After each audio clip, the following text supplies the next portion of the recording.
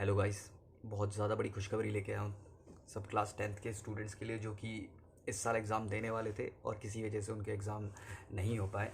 तो सीबीएसई ने 10th के एग्ज़ाम कैंसिल कर दिए थे और एक प्रोसीजर बोला गया था, असाइनमेंट प्रोसीजर, जिसके बेसिस पर मार्क्स सबको मिलने थे। तो वो चीज़ रिलीज़ हो गई है, 2-3 दिन पहले सीबीएसई ने रिलीज़ कर दिया है। मैं किसी वजह से ये वीडियो अपलोड नहीं कर पाया, आज इस वीडियो को अपलोड कर रहा हूँ, तो ध्यान से सुनिएगा इस चीज़। तो सीबीएसई ने जो ऑब्जेक्टिव क्राइटेरिया रिलीज़ किया है, उसके तहत सारे बच्चों को किस तरीके से मार्क्स मिलेंगे, ये इसको डिटेल में आप तुम लोगों को समझाता हूँ।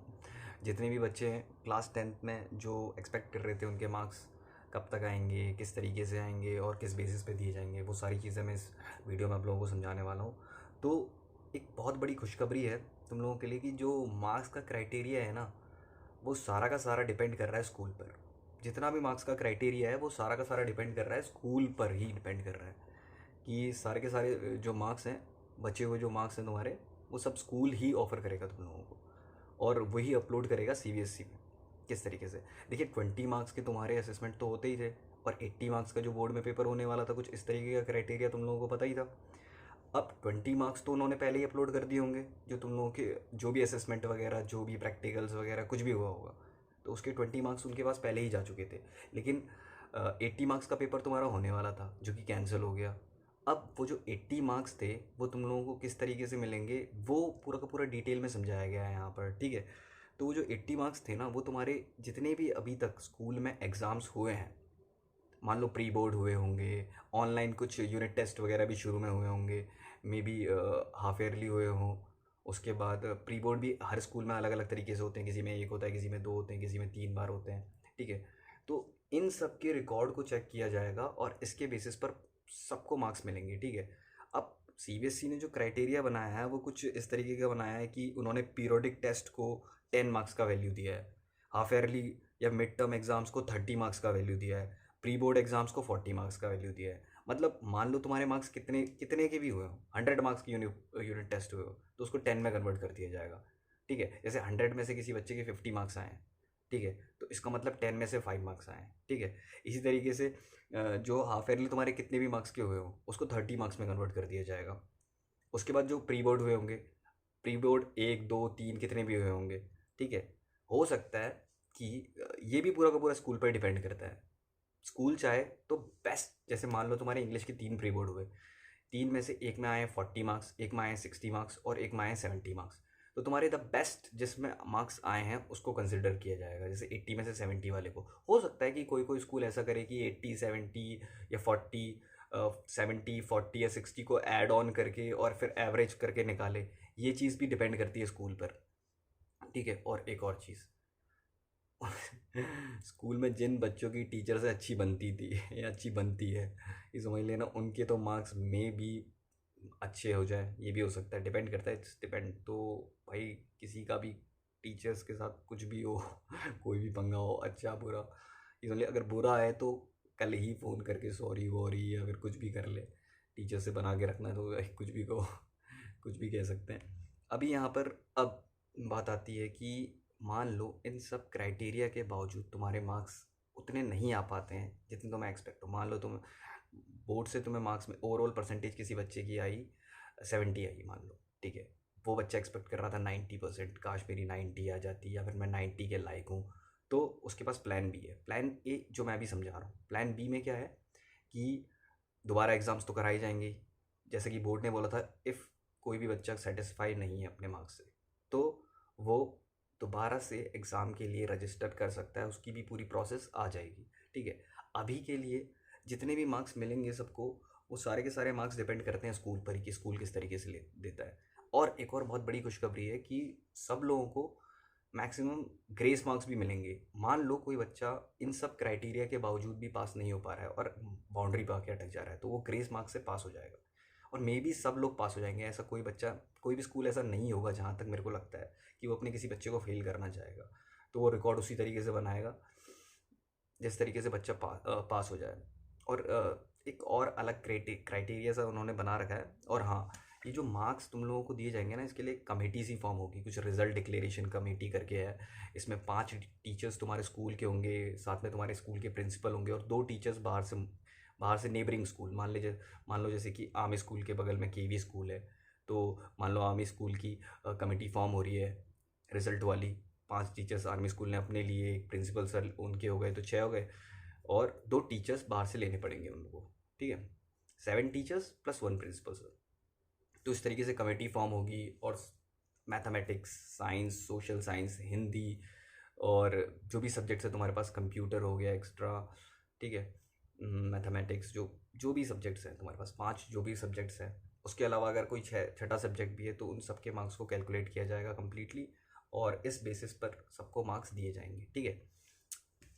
अभी पार्ट 1 में तुम लोगों को मैं इतना समझा रहा हूँ, पार्ट 2 में बाकी की जितनी भी डिटेल्स हैं और किस तरीके से क्या किया जा सकता है, किस तरीके से, हाँ एक और चीज़, इस बार रीएवोल्यूशन वगैरह वाला सीन नहीं रहेगा कि पहले हम लोग मान लो हमारे मार्क्स कुछ सेटिस्फाइंग मार्क्स नहीं आते थे तो हम लोग रीएवोल्यूट करने के लिए कुछ फीस जमा करके मार्क्स को देखते थे, अपने कॉपी शीट्स वगैरह मंगवा के देखते थे, तो वैसा कोई सीन नहीं है इस बार, वो नहीं होगा। अगर कोई भी बच्चा ग्रेस मार्क्स के बावजूद फेल हो रहा है तो वो दोबारा से एग्ज़ाम दे सकता है, ठीक है। उस कंपार्टमेंट वगैरह वाला क्राइटेरिया भी रखा गया है, लेकिन रीवैल्यूट नहीं कर सकता अपने नंबर्स को, ठीक है। तो ज़्यादा से ज़्यादा शेयर करो इस वीडियो को, और लाइक करो, सब्सक्राइब करो, और ये न्यूज़ सारे बच्चों तक पहुंचाने की कोशिश करो जो कि इस साल जिन्होंने कि एग्ज़ाम्स का वेट कर रहे थे और किसी का यही पैंडमिक कोरोना की वजह से एग्ज़ाम्स नहीं दे पाए, ठीक है। बहुत सारे बच्चे खुश भी होंगे, बहुत सारे बच्चे दुखी भी होंगे, ठीक है, लेकिन ये एक तरीके से खुशी ही है तुम लोगों के लिए, क्योंकि जब मैक्सिमम सारे बच्चे लगभग पास ही हो जाएंगे, कोई भी स्कूल ये नहीं चाहेगा कि उनके बच्चे फेल हों या फिर किसी तरीके से रह जाए। हाँ, जिन बच्चों ने मान लो कि unit test, mid terms, half yearly या फिर प्री बोर्ड्स में अच्छा नहीं किया है, तो उन लोगों के मार्क्स भले ही कम रह जाए लेकिन उनके पास प्लान बी है फिर भी। और मान लो किसी ने एग्ज़ाम्स दिए ही नहीं है किसी वजह से, तो सब कुछ डिपेंड करता है टीचर्स पे और प्रिंसिपल पे। उसके लिए भी क्राइटेरिया रखा गया है कि वो उस बच्चे से डील करेंगे, हो सकता है कॉल करें, ऑनलाइन टेस्ट ले लें उसका, किसी तरीके से ऑनलाइन असेसमेंट करवा लें, मे बी स्कूल में अलग से बुलवा के करवा लें पेपर। तो वो भी डिपेंड करता है सारा का सारा टीचर्स पर ही, ठीक है। किसी स्कूल ने अगर मान लो एक ही प्री बोर्ड दे रखा है और किसी को, तो सब कुछ डिपेंड करता है टीचर्स का, टीचर्स किस तरीके से डील करते हैं। तो आप लोग अपने टीचर्स को फ़ोन करो और पूछो कि ये जो नया क्राइटेरिया आया है इसके बेसिस पर किस तरीके से हम लोगों को मार्क्स मिल सकते हैं और किस तरीके से नहीं, ठीक है। तो पूछो, वीडियो को ज़्यादा से ज़्यादा शेयर करने की कोशिश करो, सब्सक्राइब करो चैनल को और लाइक करो, ठीक है। वीडियो ज़्यादा लंबी ना हो जाए करके मैं इसको थोड़ी छोटी रखूँगा, हो सकता है एक पार्ट 2 बना दूँ इसका, उसको ज़रूर देखिएगा कि उसमें भी थोड़ा सा डिटेल में आप लोगों को समझाने की कोशिश करूँगा, ठीक है।